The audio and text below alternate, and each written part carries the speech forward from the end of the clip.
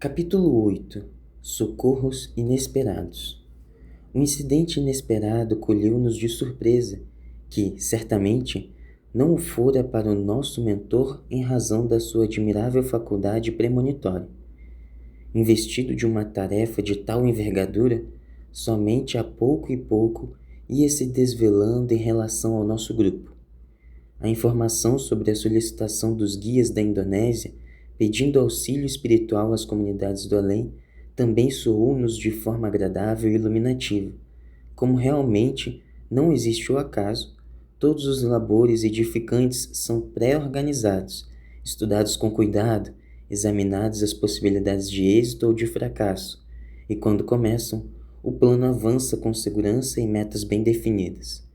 Realmente, recordava-me de quando soaram as cornetas em nossa colônia, naquela manhã de 6 de dezembro, e todos nos recolhemos à oração, porque, de imediato, o nosso serviço de comunicações informou-nos sobre a grande tragédia, facultando-nos acompanhar os infaustos acontecimentos. Ignorava, porém, os cuidados restabelecidos pelos mentores e a solicitação de ajuda solidária no mundo espiritual. Comovida ante a sabedoria divina e o intercâmbio que existe em toda parte em nome da solidariedade universal, pus-me a observar os espíritos aflitos que se deixaram cooptar pela palavra sábia do orientador, ansiando pela própria renovação e agora dependiam dos esforços do nosso grupo.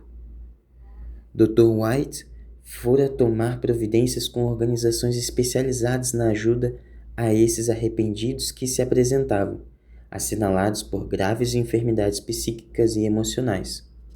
Os corpos denotavam os sofrimentos experienciados pelos contínuos anos de martírio e dependência dos verdugos que os maltratavam, reduzindo-os à condição de escravos das suas paixões.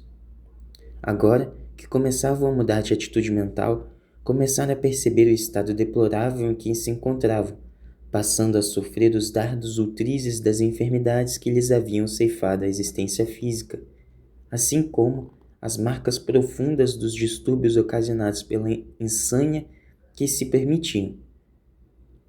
Ademais, em razão do comportamento infeliz, cada perispírito assinalava os sentimentos ultrizes antes vivenciados e agora exteriorizava-os em forma de úlceras pútridas, deformações e amputações de membros, que se encontravam envoltos em vibrações escuras de baixo teor. Olhando-os com misericórdia e carinho, constatávamos como somos o fruto daquilo que cultivamos mentalmente. Reunidos em uma faixa especial, a fim de que não se misturassem aos demais que estavam despertando do torpor da desencarnação, choravam uns, outros permaneciam hebetados, diversos apresentavam-se enlouquecidos, formando uma hoste de desditosos que rebocavam nas aflições inomináveis que os mortificavam. Bailavam na minha mente algumas interrogações a respeito do diálogo mantido pelo Dr. White e a legião de agressivos. Ao primeiro ensejo, indaguei ao gentil orientador. Tendo-se em mente que os indigitados irmãos que vieram agredir-nos estavam estruturados na linguagem nacional, não entendendo outro idioma, como foi possível travar-se o diálogo vigoroso que tivéramos ocasião de ouvir? Sem demonstrar enfado, o querido amigo explicou-nos.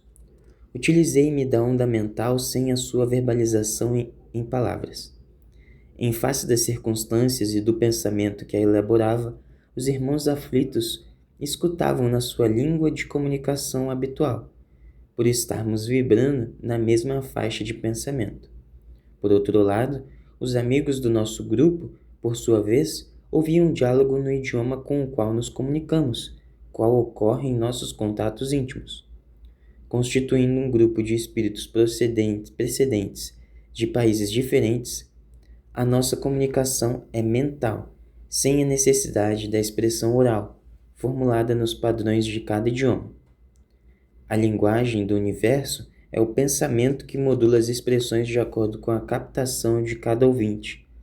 Essa tarefa de interpretação da linguagem é característica do perispírito, que armazena as matrizes idiomáticas dos países por onde transitamos nas diversas existências corporais. Mesmo quando estamos diante daqueles que procedem de regiões pelas quais não passamos no percurso das reencarnações, a sua mente capta a onda emitida e a decodifica. Tudo ocorre com automatismo e naturalidade, sem que haja esforço de quem quer que seja. Nada obstante, quando ocorre uma sintonia por ideias, interesses ou anelos, o fenômeno se torna mais eficiente e mais rápido. Na discussão que travamos com o chefe da Grey Rebelde, usamos as formulações da língua inglesa que eram captadas no indonésio, no português, no filipino, portanto, igualmente pelo nosso grupo de cooperadores procedentes dos países que se comunicam nesses idiomas.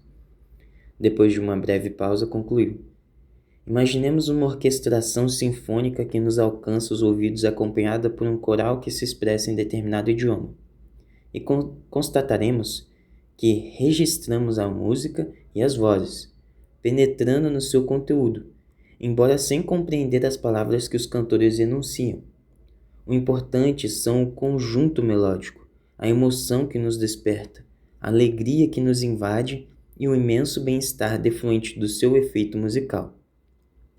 O momento não permitia ampliação do diálogo, porque naquele instante havia parado a regular distância um veículo do qual saltaram alguns lidadores do bem que se aproximaram, apresentando-se ao Dr. White. Tratava-se da ajuda solicitada aos responsáveis pelo acolhimento e cuidados em relação aos irmãos arrependidos que se haviam proposto renovação e entendimento. Diversos desses operários da caridade adentraram-se em nosso campo de socorro e passaram a assistir os sofredores, conduzindo-os um a um ao transporte que pairava no ar, a 1 metro mais ou menos acima do solo. Alguns se movimentavam com dificuldade, embora a assistência recebida logo sendo acomodados num total de 80. O responsável pela condução agradeceu ao nosso mentor e de imediato a nave decolou com velocidade, seguindo o roteiro estabelecido. Sentia-me edificado ante a misericórdia divina que luz para todos, sempre a ocasião de quem a deseja receber. Ao meu lado, o amigo Ivon Costa considerou a sabedoria divina e a constituição do amor vibrante em toda parte, como sua mais bela manifestação. Menos de 2 horas antes, aqueles irmãos recolhidos acreditavam-se pertencentes ao submundo infeliz da erraticidade inferior, lutando contra as leis soberanas, embora a elas submetidos, enquanto que agora rumavam na direção da felicidade que haviam desdenhado por décadas de loucura e de ignorância. Simultaneamente, os irmãos recém-despertos pela nossa atividade encontravam-se em área próxima, sobre um gramado verdejante, e podiam desfrutar da claridade do dia que lhes chegava tênue, embora a sombra predominante próxima dali.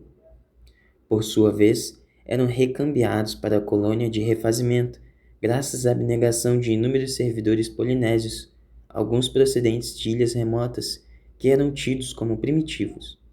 Generosos e ingênuos, dedicavam-se com alegria infantil ao socorro dos nossos irmãos vitimados, entoando algumas das canções sentimentais das terras que habitaram antes da desencarnação. Vestidos com simplicidade e usando barretes coloridos, as suas roupas davam-lhes uma beleza singela e harmoniosa. Pequenos tremores ainda aconteciam sob as águas profundas do Oceano Índico, sem que novos danos ocorressem na superfície. Dr. White convidou-nos ao retorno à nossa sede por algum tempo, e usando a volitação com todo o grupo, chegamos à comunidade que se encontrava em movimentação. Era mais um imenso hospital a céu aberto e alguns pavilhões onde eram recolhidos os pacientes mais agitados do que um lugar de repouso. As vibrações ambientais eram benéficas, proporcionando o refazimento emocional que o desgaste natural na faixa em que estávamos laborando se fazia forte. Dirigimos-nos imediatamente ao núcleo de acolhimento que nos fora reservado e, após ouvirmos as recomendações do benfeitor que nos recomendava 4 horas de revigoramento, de prece e de reflexão, liberou-nos para o repouso necessário. Encontrava-me comovido ante as messes de misericórdia com que me sentia agraciado. Enquanto morejava na terra, abraçando a doutrina dos espíritos, tentava compreender como seria a vida fora da vestimenta carnal, sem o conseguir em plenitude. Por mais que a imaginação procurasse encontrar parâmetros para facultar meu entendimento, tudo quanto lograva conceber era muito pálido em relação à realidade na qual ora me encontrava. É muito difícil estar-se mergulhado no mundo dos efeitos, tentando entender as causas, qual acontece com o conteúdo de qualquer natureza que procure imaginar como será o continente que o aguarda. A única constatação somente é de que há vida em toda parte, movimento e ação, sendo a Terra uma pobre cópia daquele admirável mundo pulsante, permanente, de onde nos originávamos. Orei então em favor dos irmãos em processo de renovação, aqueles que se haviam rebelado contra os divinos códigos e se encontravam de volta como náufragos vencidos, mas sobrevivendo. Ao mesmo tempo, recordei-me dos outros, aqueles que se fixavam pela mente e pela conduta às vestes materiais que a morte ia consumindo e desejavam restaurar-lhes as funções, tombando em estados de loucura e de desânimo. Suave paz dominou-me, arrebatando-me pelo sono, facultando-me um sonho feliz em região de beleza quase inimaginável. Ali tudo eram sons e harmonias, o vento que perpassava pelo arvoredo, as flores que desabrochavam emitindo musicalidade especial, as mais diversas expressões da natureza em festa sonora, aves de plumagem inigualável e os céus infinitamente azuis, como se o zimbório fosse um grandioso recinto no qual se movimentavam milhares de seres luminosos, em atividade ordenada e quase mágica. Emocionavam-me. Automaticamente, acompanhei mesmo o pequeno grupo que se dirigia a uma construção ultramoderna de substância transparente, como a dos atuais edifícios das grandes cidades, porém mais delicada. Adentramo-nos num recinto que parecia um templo gótico onde se celebrava uma solenidade religiosa. Destituída de qualquer simbolismo, a nave nua era revestida de vibrações sonoras e coloridas, filtradas por imensos vitrais que lhe davam uma beleza especial, singular. As pessoas encontravam-se reunidas com júbilo na face quando passamos a escutar um ser angélico portador de grande beleza que abordou um tema sobre a solidariedade universal. Ouvindo-o embevecido, a musicalidade da sua voz penetrava meu espírito, mais pela emoção do que pelas palavras, articuladas, que me pareciam um canto sinfônico. Seria muito difícil traduzir tudo quanto era exposto, porque o objetivo era introjetar nos ouvintes os sentimentos de amor profundo, em vez das expressões que se confundiam com a melodia ambiental. Encontrava-me deslumbrado, quando suavemente retornei, despertando e mantendo as impressões incomparáveis daqueles momentos de desdobramento e visita a alguma região feliz a que ainda não tivera acesso por falta de méritos compreensíveis.